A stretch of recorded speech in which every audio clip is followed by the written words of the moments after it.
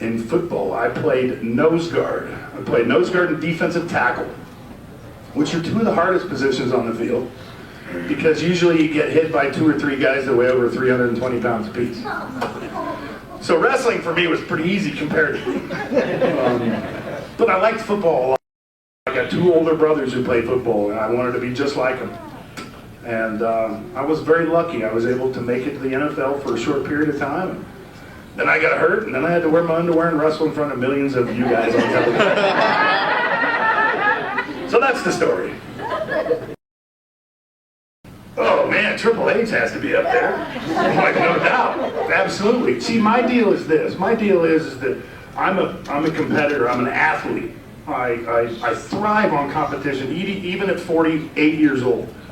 And though wrestling is, kids, close your ears, predetermined a little bit. There are certain ways to go about business and certain ways not to go about business. And at the end of the day, if you're all for the common goal of making as much money as humanly possible and providing the fans with the best product as possible, then it should be that common goal that you work towards. And unfortunately, it's not. So there's a lot of goofiness that happens backstage, and if you guys want to know why I'm not wrestling anymore, that's why. Because I'm 48 years old and I choose not to deal with that kind of stuff. And you know, it's unfortunate. Sparring and all that kind of stuff. It's funny how quiet they all get when you throw that out there, you know, when you get it into the real world, you know. But anyway, favorite match that I fought, I think one of, you know, I had a couple of them. You guys probably never seen it, but the first time I ever wrestled in Japan, it was at a place called the Budokan. And it's a really famous place where like a bunch of sumo wrestlers have been beating each other up for hundreds of years. And for me, it was really cool to wrestle there. For me, it was also really cool to pick up the giant who weighed 520 pounds that rode wild and be able to be the first guy to slam him into the mat. Kurt Hennig was a guy that I always loved to wrestle with. He was a guy who taught me a lot about the business and was a really good guy, you know. Whoever would have made sense to. At the end of the day, I could see Scott Steiner taking it from him because it makes sense. You know, Steiner and I go in there, I break his orbital in a Royal Rumble match. He still goes on. You know, he and I had some great matches. And at the end of the day, like I said, unfortunately, it's true, but part of it's predetermined, and the goal is to go out there like a dance and not hurt each other. But if something happens and something slips up, you know, don't hold it against the guy the rest of his life. I mean, we're just trying to provide good television for people. I'm not trying to hurt anybody. But Steiner was just like me. You know, he didn't cry when you hit him. It wasn't our intent to land punches and to land a lot of stuff like we did, but you know, when it happens and it's an accident, you know, forget about it because you're a man. That's why I like wrestling him. And I would have been proud to give him the strap. Yes, I am. Matter of fact, I kind of work for him a little bit. I'm a spokesperson for one of the companies that he markets for. Pretty cool, huh? Long-time friend. Matter of fact, I've known him since the 3rd grade. His name's Charlie Dietrich. There you go. No. Because Goldberg doesn't need anybody's help to beat anybody. And truth be told, if it wasn't in the storyline that night that he'd give me his sharpshooter thing or whatever the heck his finishing move's called, he never could have got it on me. But I did it because I like him. No, I mean, the reality is we were both in a very tough situation. Neither of us were I wasn't going to be there after that match. You know, obviously, if I'm not one of the products from the WWE, I'm only there a year and I'm leaving after WrestleMania, they're not going to be too happy with me, right? So, I mean, surely it was a bad situation for everybody. At the end of the day, if the WWE was smart and if all they thought about was business, then they would have made that the biggest WrestleMania to date. Because I don't know of 2 bigger monsters that have ever gotten in the ring together at the same time who could have who could have inflicted as much damage on each other and still made it through that match, there's no two other guys on the planet I think that could do that.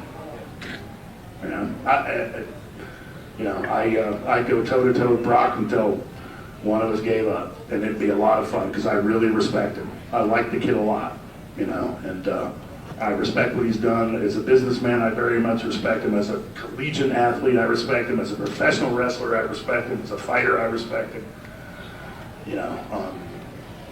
He's a good kid. Actually, WWF came out. WWE came out. I hated it. But see, my fault is that I take things personally. I do. Triple H did an article about me when I was at WCW, and he was saying that I was, didn't like the business, and that I was sitting at home getting paid, and he lit a fire up under me that to this day, I won't, until I'm in the ground, I won't be happy until my fist is planted through that man's face.